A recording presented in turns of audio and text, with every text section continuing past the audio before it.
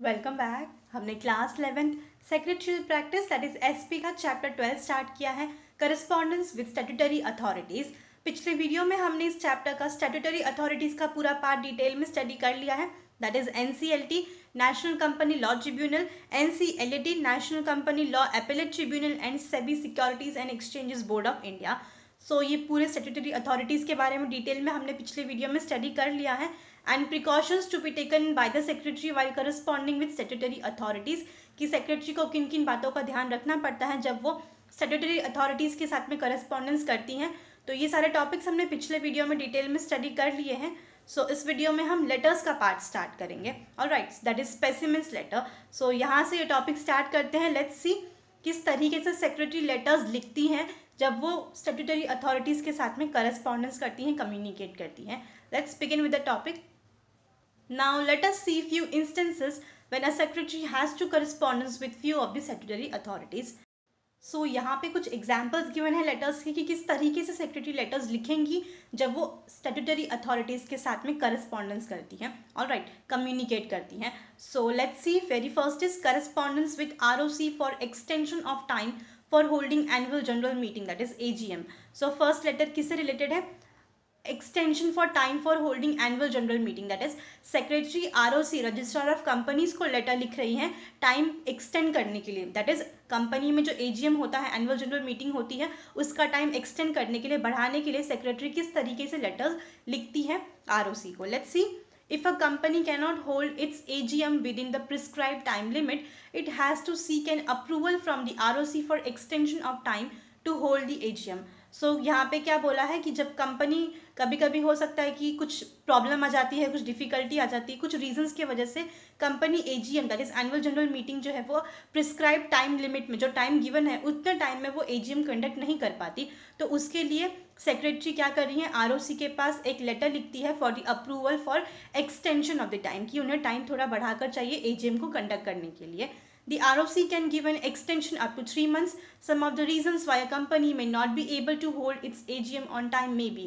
So ROC 3 महीने का extension देती है कंपनी को AGM को कंडक्ट करने के लिए, ऑलराइट। और कंपनी किस वजह से AGM कंडक्ट नहीं कर पाती है टाइम पे, तो उसके यहाँ पे कुछ रीजंस गिवन है। लेट्स सी क्या क्या रीजन है कि इस वजह से कंपनी टाइम पे AGM कंडक्ट नहीं कर पाती। Very first is most directors are travelling and so can not attend the AGM।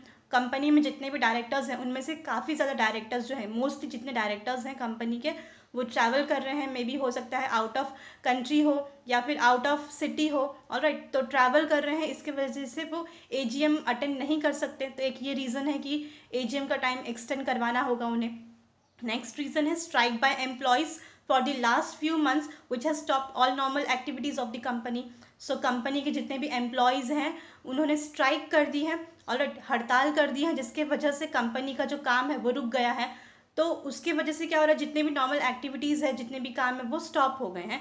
तो एक ये भी रीज़न है कि एनुअल जनरल मीटिंग का टाइम एक्सटेंड करवाना है, alright. Next is raid by authorities, that is income tax department. So income tax department का अगर रेड होता है कंपनी में, तो उसके वजह से भी बुक्स ऑफ अकाउंट्स जो है वो प्रॉपरली ठीक तरीके से बन नहीं पाते टाइम पे, तो उसके लिए भी एजीएम को एक्सटेंड करना पड़ता है, ऑलराइट, बढ़ाना पड़ता है आगे, तो उसके लिए भी टाइम चाहिए होगा। Next is annual financial statements not approved, not audited, incomplete audited due to natural calamity, loss of financial data etcetera. तो बहुत सारे टाइम पे क्या होता है कि एनुअल फाइनेंशियल जो स्टेटमेंट्स है, बिकॉज एजीएम कंडक्ट करना है तो कंपनी का जो एनुअल रिपोर्ट है, फाइनेंशियल स्टेटमेंट्स, वो चाहिए होगा, और मे भी हो सकता है कि वो अप्रूव ना किया गया हो, ठीक तरीके से ऑडिट भी नहीं किया गया हो, अभी तक वो इनकम्प्लीट है, या फिर पूरी तरीके से ऑडिट नहीं हुआ है। अगर नेचुरल कैलामिटी आती है, कभी कभी कुछ नेचुरल कैलामिटीज़ आती है, ऑलराइट, फ्लड, अर्थक्वेक, तो उसके वजह से फाइनेंशियल डाटा जो है वो गुम हो जाता है, लॉस हो जाता है उसका। तो ये भी कुछ रीजंस है कि फिनेंशियल स्टेटमेंट्स जो हैं वो नहीं है टाइम पे अवेलेबल, इसके वजह से भी एजीएम जो है उसको एक्सटेंड करना पड़ रहा है। तो ये कुछ रीजंस हैं जिसके वजह से एनुअल जनरल मीटिंग को एक्सटेंड करवाना पड़ता है।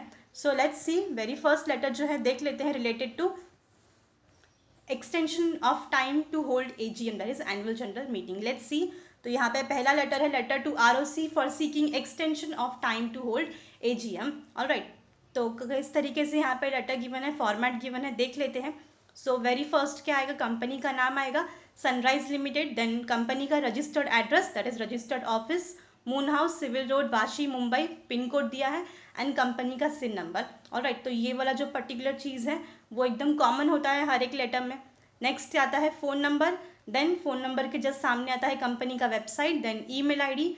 ऑलराइट, उसके बाद नीचे आता है reference number and reference number के ठीक सामने होता है डेट। ऑलराइट, तो यहाँ तक तो आप लोगों को अब तक याद हो गया होगा कि लेटर का फॉर्मेट क्या है। नेक्स्ट क्या आता है, किसको हम लेटर लिख रहे हैं, इनसाइड एड्रेस किसको लिख रहे हैं हम letter, the registrar of companies, Maharashtra state, Marine Lines, Mumbai, pin code. Alright, तो इस तरीके से लेटर लिखा जाता है। नेक्स्ट क्या है, सब्जेक्ट। तो अब सब्जेक्ट लिखना कंपलसरी होता है। क्या है subject, extension of time for holding third annual general meeting. So third annual general meeting होने वाली है कंपनी की, उसका टाइम एक्सटेंड करने के लिए ये लेटर लिखा गया है। तो सब्जेक्ट में गिवन है simply extension of time for holding third annual general meeting. Salutation दिया है dear sir. Let's start the letter, किस तरीके से लेटर लिखा जाता है। वेरी फर्स्ट पैराग्राफ देख लेते हैं। The companies act 2013 section 96 provides that every company other than OPC, OPC क्या है, one person company, shall in each year hold an annual general meeting. So first paragraph introduction paragraph होता है हमेशा।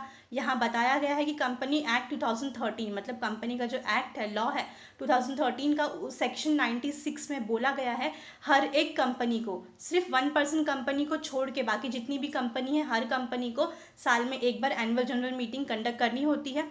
Hence, as per the Act, the company must hold its third annual general meeting on or before 30th September 2018 for the financial year ending 31st March 2018. So, company को भी third annual general meeting जो है वो 30th September 2018 के पहले या फिर 30th मार्च 2018 तक कंडक्ट करनी है एजीएम। ऑलराइट, कौन से फाइनेंशियल ईयर के लिए, 31st मार्च 2018। सो कंपनी का जो फाइनेंशियल ईयर होता है 1 अप्रैल टू 31 मार्च होता है, तो 31 मार्च को ईयर एंड होगा, उसके 6 मंथ्स के अंदर एजीएम जो है एनुअल जनरल मीटिंग वो कंडक्ट करनी होती है। दैट इज 30 सितंबर 2018 तक एजीएम जो है कंपनी का वो कंडक्ट करना होगा। तो ये फर्स्ट पैराग्राफ में खाली कंपनी ने क्या किया है, सेक्रेटरी ने इंट्रोडक्शन बताया है। नेक्स्ट क्या है, We are sorry to inform you that our employees have been on strike since 20th June 2018. Hence, we have not been able to finalize our accounts on time.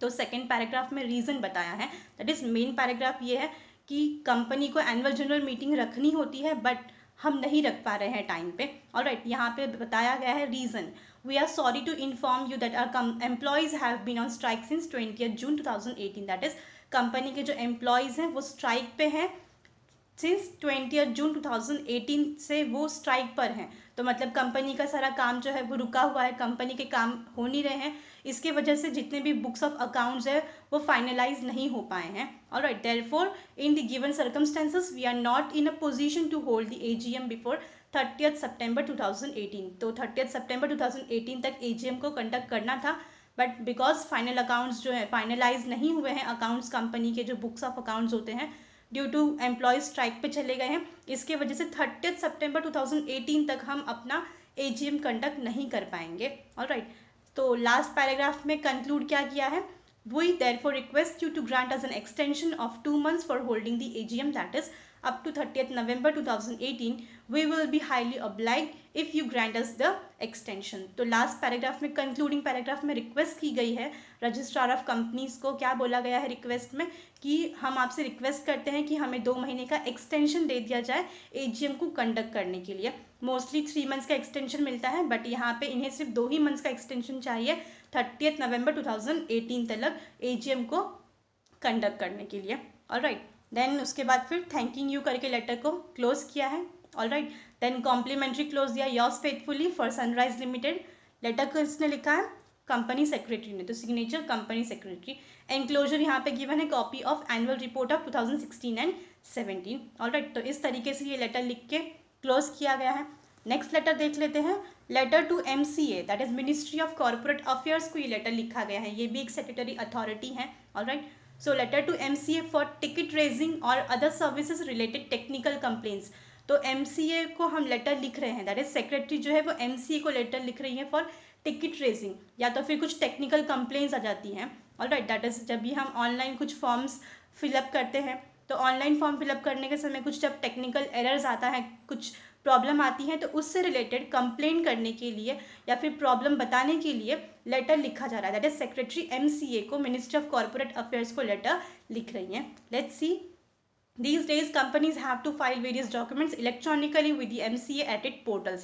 तो आजकल के पूरे time में क्या हो गया है, सारी चीज़ें इलेक्ट्रॉनिकली हो गई है. तो जितने भी डॉक्यूमेंट्स हमें फाइल अप करने पड़ते हैं, सबमिट करने पड़ते हैं, वो ऑनलाइन करने पड़ते हैं electronically. So MCA that is ministry of corporate affairs का पोर्टल है, वेबसाइट है, उसके ऊपर जाकर क्या करना है, वेबसाइट के ऊपर लॉगिन करके सारे डॉक्यूमेंट्स जो हैं वो सबमिट करने होते हैं, फाइल करने होते हैं. However, many a times companies find it difficult to upload or download an e-form or put signatures on a document, etc. तो काफ़ी बार ऐसे होता है कि वेबसाइट जो है वो प्रॉपरली काम नहीं कर रही होती है, कंपनी को काफ़ी ज़्यादा डिफ़िकल्टी अराइज होती है, प्रॉब्लम्स अराइज होती है. ई-फॉर्म्स जो है, जो फॉर्म है, इलेक्ट्रॉनिक फॉर्म जो है, ई-फॉर्म, ऑलराइट, तो उसको डाउनलोड करने के लिए, अपलोड करने के लिए, सिग्नेचर फॉर्म के ऊपर डालने के लिए, डॉक्यूमेंट्स के ऊपर कुछ प्रॉब्लम्स अराइज होती हैं. In such instances the company has to raise a ticket with MCA. तो ऐसे पर्टिकुलर केसेस में जब प्रॉब्लम अराइज होती है, उस वक्त कंपनी क्या करती है, टिकट रेज करती है, दैट इज MCA को इन्फॉर्म करती है related the problem. Service request number SRN is generated which is to be mention on the challan. तो जब टिकट रेज करती है तो सर्विस रिक्वेस्ट नंबर जो है वो जनरेट होता है, जो कि चलान के साथ में मेंशन करना होता है. Raising a ticket means informing difficulty in uploading e form. So ticket raise करने का मतलब क्या है, टिकट रेज करना मतलब कि हमारी जो डिफ़िकल्टी है, जो प्रॉब्लम है, उसको इन्फॉर्म करना. हम जो डॉक्यूमेंट अपलोड कर रहे हैं पोर्टल पे, वेबसाइट पे, तो उसमें क्या प्रॉब्लम आ रही है, वो प्रॉब्लम को इन्फॉर्म करना MCA को, उसे कहते हैं टिकट रेजिंग. ऑलराइट, देख लेते हैं किस तरीके से लेटर लिखा गया है फॉर टिकट रेजिंग.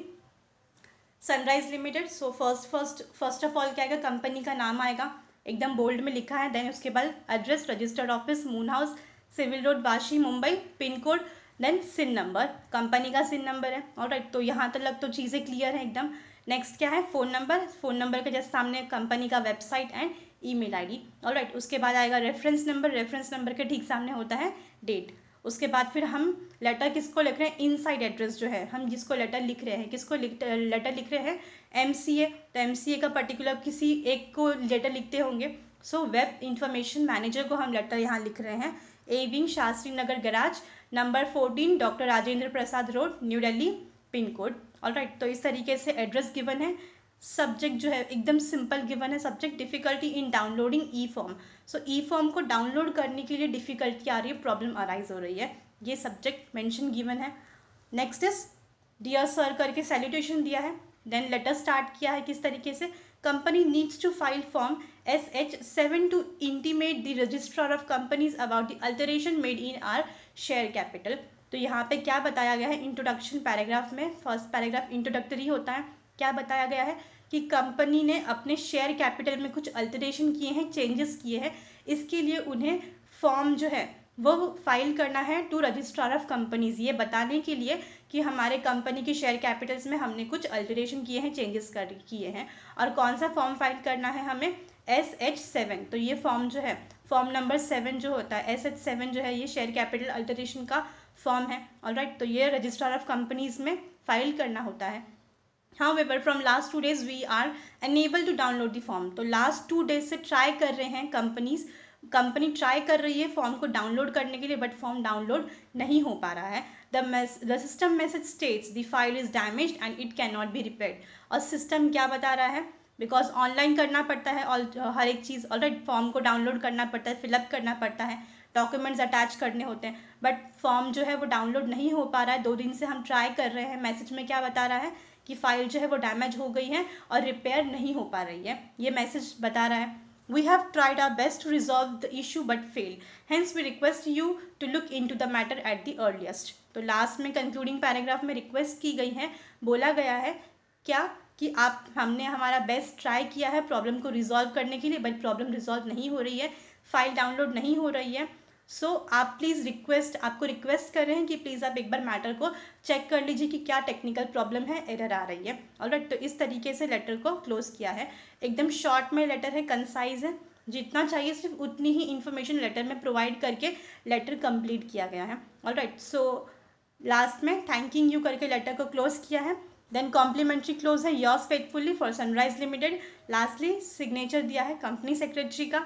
ऑलराइट, जो लेटर लिखता है कंपनी सेक्रेटरी, एनक्लोजर गिवन है copy of the message as appeared on the website. तो वेबसाइट के ऊपर जो मैसेज अपीयर हो रहा है, the file is damage and it can not be repaired, तो ये मैसेज जो है इसका एक कॉपी जो है वो लेटर के साथ में एनक्लोज किया है, अटैच किया है। ऑलराइट, सो इस तरीके से लेटर लिखा जाता है बाय द सेक्रेटरी फॉर अगर कुछ कंप्लेन आती है। टिकट रेजिंग मीन्स कंप्लेन अगर कुछ आ रही है, एरर जो है, तो उसको बताने के लिए MCA को लेटर लिखा जाता है, that is ministry of corporate affairs को। ऑलराइट, सो यहाँ पे स्टॉप करते हैं। 2 लेटर्स हमने कंप्लीट किए हैं इस पर्टिकुलर वीडियो में। नेक्स्ट का जो है लास्ट का 2 लेटर्स और बाकी है, ये हम नेक्स्ट वाले वीडियो में कवर अप कर लेंगे। ऑलराइट, सो आई होप आपको दोनों लेटर्स जो थे इस पर्टिकुलर वीडियो का वो समझ में आया होगा। इस पर्टिकुलर वीडियो के दोनों टॉपिक्स जो हैं वो समझ में आए होंगे। सो यहाँ पे स्टॉप करते हैं, बाकी की 2 लेटर्स जो हैं वो हम नेक्स्ट वाले वीडियो में कवर अप कर लेंगे। Alright, so thank you for your time.